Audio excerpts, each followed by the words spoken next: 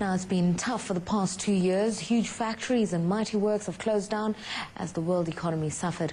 When budgets are tight, it's also often the arts that are the first to get the chop in terms of sponsorship support. In tough times, what are the chances for survival of a light-footed ballet troupe? Mashudu Masuta reports.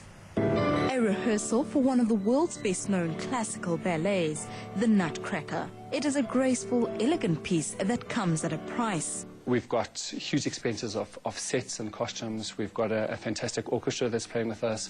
We've got the dancers. We've obviously got the coaches and the artistic staff that's going to put it together. We've got the hiring of the theatres. We've got transportation because we're actually going through to Pretoria, so it's a case of getting all the dancers through to Pretoria.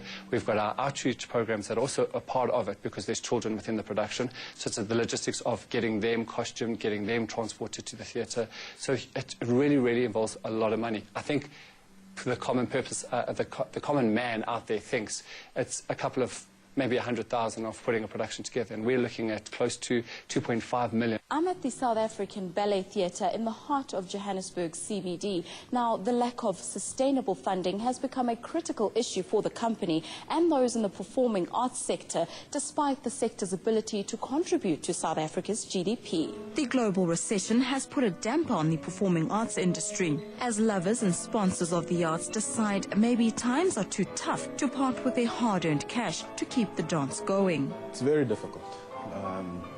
You'll find that a lot of your main sponsors had to go through very, very difficult times. And it takes a lot of lobbying, it takes a lot of understanding of their position and hopefully putting your position forward as well.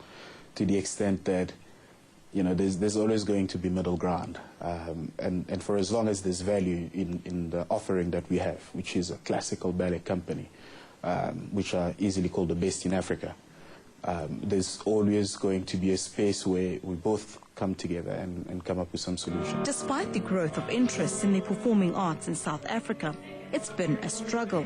Support from government has been minimal, and those in the arts believe more should be done. I think there's a lot government can do.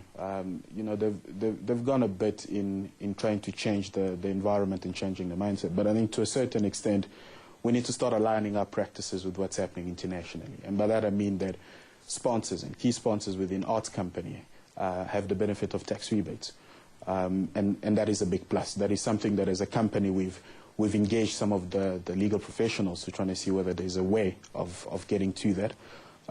But it's an important incentive because it not only sends the message to corporate that there's a need for funding within the arts, but it sends the message to those arts companies as well that you know, that your state supports you. That's very, very important. Challenges and obstacles aside, the South African Ballet Theatre is striving to keep these dancers on their feet so that productions like The Nutcracker can glide through the hangover of the recession. Mashudu Masuta, CNBC Africa, Johannesburg. Well, that's where we leave it for Beyond Markets. Thank you so much for joining us. Remember to stay tuned to CNBC Africa, first in business worldwide.